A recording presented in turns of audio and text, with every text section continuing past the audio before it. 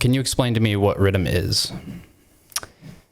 There's a lot of different definitions, kind of, but to me, it's minimalist, rhythmic dubstep that focuses just more on the rhythm and it's more of a straight beat than regular dubstep, which is very broken up. So I see. So it's not exactly dubstep. I've heard it before. I know what it is, but like, pretend I'm a boomer. How would you explain it to me? it's like a subgenre of dubstep. It's just like, I would say, minimal, metallic, trashy, thrashy sounding dubstep. Forget the wubs. More, yeah, something along those lines. There's definitely wubs and everything, but it's just more rhythmic, like wub, wub, wub, wub, Yeah. rather than maybe an evolving or constant sound. Right. Okay. So what about Riddim is it that you like? Like why do you like producing Riddim so much? I think it's just it's a little easier to dance to. It's typically very hype.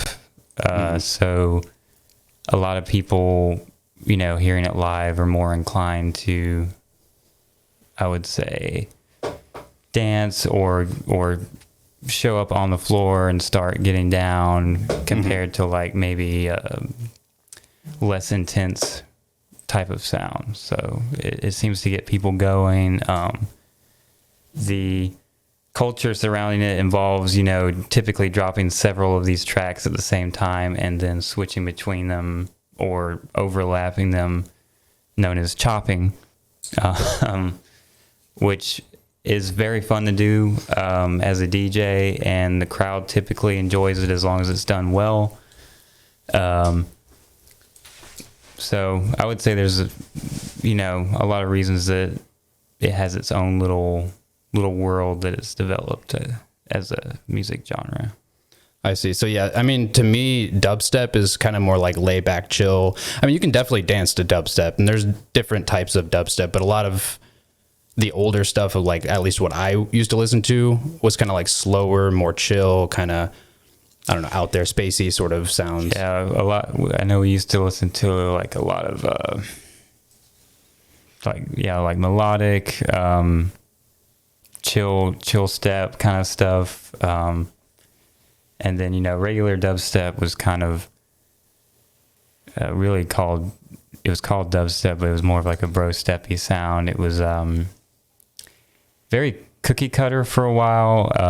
I think that's also one of the reasons that Riddim is kind of nice, is that it's a little bit different sound. It's a lot of chuggy type sounds, a lot of crossover between like metalheads and dubstep, which it does get confused for like tear out dubstep, which I would consider to be like the metal sounding dubstep, whereas Riddim just has a metallic sound to it and is repetitive in nature.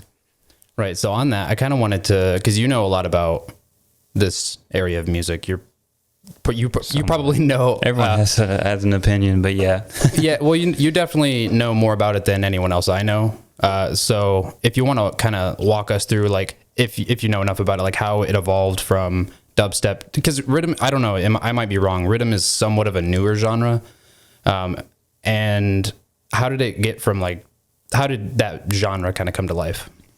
There's a couple producers that kind of really pioneered the sound. I could probably name like Subfiltronic, Jakes, a couple others, like Zabor, I think really nails that OG kind of sound too.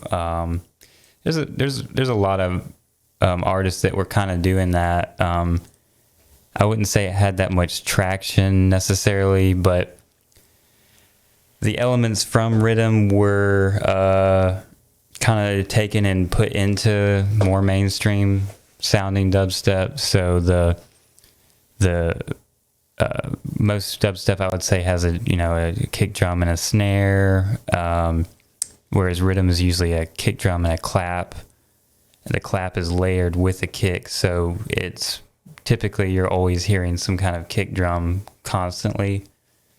So it does kind of have similarities with 4 on the floor genres. And to me, it just kind of, everyone was listening to those early tracks where they, were being a little more repetitive, possibly speeding up the tracks a little, things like that. And then it just kind of grew into this thing, and then was really popularized, I would say, by the crossover of bro step sounding songs that use more or less rhythm patterns in their tracks. Explain to me the bro step thing. So this would be like, to me, it would be like Excision. Also, not to cut you off, just to let everyone know, we have some animals in here. We do have some animals in here. My cat is in here. And then there's a puppy. I'm going to switch to the Canon view so you can see kind of like the 2 animals. So if you hear an animal fight, don't be surprised. All right, go ahead and continue. Sorry. Bro step, I would say, is like that early Skrillex kind of sound where you have like very upfront kind of sounds that are loud as shit, very loud, screechy, like future bassy kind of like mega chords and things like that, whereas the original dubstep sound really was very kind of minimal. Deep, Dark, and Dangerous like really has done a great job of like kind of reinvigorating and popularizing the original dubstep sound, in my opinion. And then the bro step stuff, some of it's pretty good, but it definitely got a little overplayed and kind of just oversaturated a lot.